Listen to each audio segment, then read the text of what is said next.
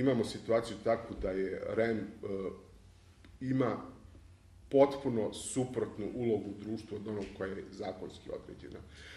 Bez obzira što se ja slažem da u načelu kada čovjek čita zakon zaista to izgleda jako lepo, ali mi očigledno moramo pronaći neke jasnije procedure.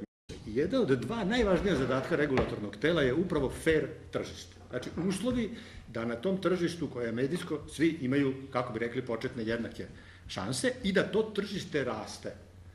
Mi možemo odmah optužiti regulatora i druge, naravno, ali i regulatora da to tržište ne raste, to tržište pada. Drugi važan faktor koji ovakvo regulatorno telo treba da radi, to je da zaštiti korisnika. Regulatorno telo za elektronske medije u Srbiji ima na raspolaganju niz mehanizama, ali njihova primjena u praksi nije dovoljno česta i efikasna.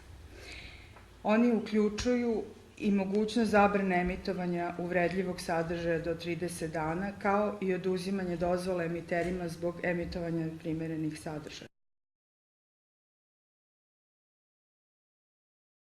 REM po definiciji nije čitao sadržaj dozvola koje je davao, odnosno predlog programske šeme koje su mediji podnosili kad su konkurisali. Zato su se i desili reality. Ja sam siguran kad bi neka forenzička analiza prošla kroz te zahteve koje su mediji tamo 2006. i 2008. podneli, pa nijedan nije napisao da hoće da emituje reality 24 sata dnevno. Sigurno. A to im je osnov za gašenje. Ne za kažnjavanje, nego za trenutno gašenje. Kada bi počeli da nabrajamo sve afere, samo u protekle 2 godine u kojem je REM učestvovao, to bi zaista bio jedan onako dug govor.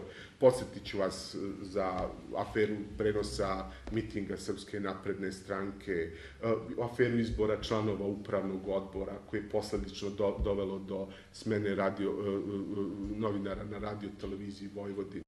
Kada podvučete crtu iza 2015. godine sa, čini se, 16 opomena, 10 upozorenja koje su izrečena protiv 5 medija, kao jedna privremena zabrana, jasno vam je da telo nije funkcionisalo na adekvatan način. U poplavi medijskih sadržaja na koje vredi reagovati, na koje su oni dobijali primedbe, a nisu reagovali, govori i ovaj prilično mršav rezultat.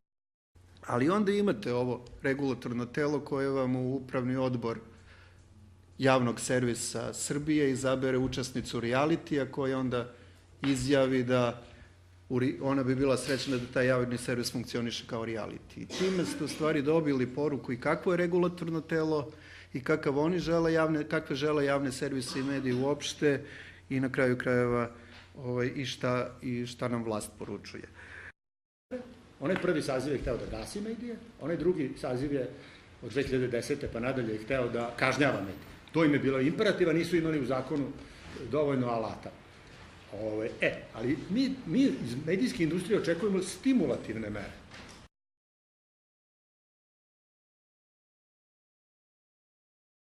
Sam zakon nam daje dovoljno argumenta da se samo regulatorno telo za elektronske medije bave sadržajem, iako su oni u velikom broju svojih odluka bežali od toga, sakrivali se iza zakona, ne čitajući sve svoje nadležnosti, pa verujem da su ovu poslednju, pošto kada nabrajate nadležnosti, poslednja 22. koja govori da se postiče razvoj profesionalizma i visokog stepena obrazovanja zaposlenih u elektronskim medijima, kao i napređenje uređivačke nezavisnosti i autonomije pružalaca medijskih usluga. Kada imate dobru volju da se bavite poslom i izgradnjom integriteta jedne institucije, onda sve ove odredbe i sve nadležnosti možete čitati i koristiti i na taj način doći do odluka o kojima bi mi možda danas raspravljali sa nekom drugačijim osvrtom. Novim zakonom o elektronskim medijima iz 2014. godine REM je doživeo značajnu promenu statusa. Njihovi zaposleni se sada tretiraju kao državni službenici, a proces izbora članova saveta REM-a ojačava politički kriterijum u odnosu na stručni kriterijum koji je do tada prevlađivao. Pored toga, nedostatak lepeze sankcija, uključujući i finansijske, otežava regulaciju sadržaja u skladu sa javnim interesom koji je zakonom dobro definisan. zakon o elektronskim medijima, tom zakonu on se bavi regulatorom, on je debelo prenormiran, posebno u tom delu koji se tiče REM-a. Cifre. Znači, od 5. do 42. člana se bavi REM-om. Zakon ima 120 članova. Zakon ima 49 strana, od 4. do 18. strane je samo REM. To je drugo poglavlje, to je najveće poglavlje, otprilike, trećina celog zakona se bavi. Tu je sve prenormirano. Tu se ne ostavlja prostora ni savetu, ni stručnim službama REM-a da bilo šta učine, odnosno da predlože, to što je to u sledećem koraku već treba da se piše ta prijava, ide se na sud. I tako su oni izuzeti od cele te procedure.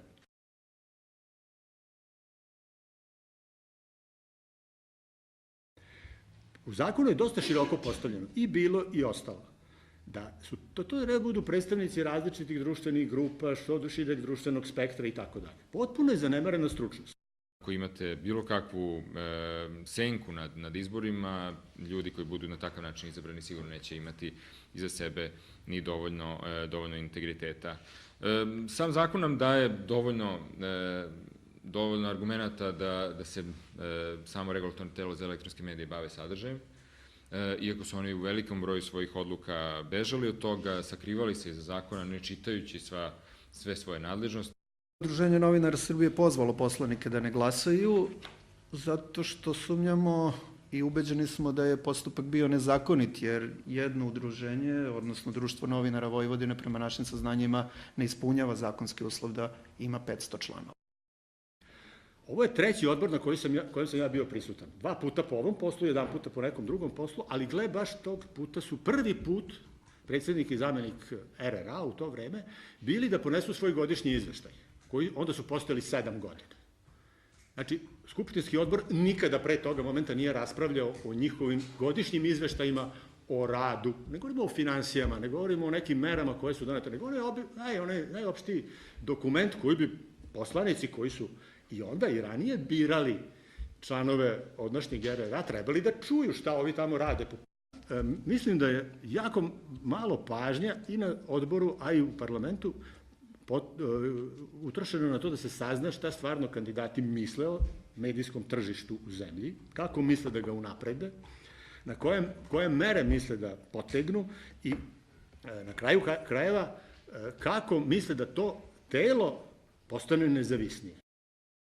Ovo što su izabrali nedavno, u petak, to govori o tome da hoće da nastave istim putem. Znači, vlast želi nastavak. Vraćanje Pekovića, to je jedan od jasnih signala. Izbor kandidatkinje verskih zajednica Aleksandra Janković, uvažene poslanice u 4 mandata i nekoliko stranaka do sada. To je ta otklon od politike o kojoj je govorila sadašnja predsjednica Odbora za kulturu i medije i predsjednica parlamenta. Što se tiče izbora članova REM-a uopšte uzev, ja moram povući paralelu između izbora ombudsmana i izbora REM-a. Baš smo pre neki dan razgovarali u kancelariji kako bi bilo najpravičnije izabrati ombudsmana. Znate kako, neposrednim izborima. Jer ovako će ruku dići većina u Skupštini. Znači, prava u tom smislu, nezavisnost od politike ne postoji. Očigledno je da parlament mora da ima mnogo manju ulogu u čitavom ovom procesu. Nejasno je recimo zašto Skupština AP Vojvodine nema pravo da sama izabere člana bez verifikacije u Skupštini, zašto koordinacija nacionalnih savjeta takođe nema pravo. Mislim da kod udruženja građana i novinarskih udruženja je malo teža situacija, ali sigurno bi kroz jednu ozbiljnu raspravu moglo o tome da se govori. Mislim da će biti veliki problem i da ovo nije Srbija, to bi bio najveći medijski skandal ove godine. Naime, mi smo zapravo razmatrali čitavu ovu situaciju i shvatili smo da je regulatorno telo za elektronske medije od samog početka, a u proteklom periodu do krajnjih granica kompromitovano i mislimo da ne postoji nikakva mogućnost da nekim zakonskim rešenjima, uticajem javnosti, uticajem međunarodnih zajednica, taj problem se reši. I naša ideja je da u procesu donošenja nove strategije regulatorno telo za elektronske medije u ovakvom obliku i ovakvom sastavu prestane da postoji i da se pronađu neki novi modeli regulacije. Slažem se da moramo da nađemo novi mehanizam izbora članova regulatornog tela i nemam ideju kako to da uradimo. Ceo ovaj neuspeh ne treba da nam bude nešto što će nas skrenuti sa puta za početak praćenja rada regulatornog tela.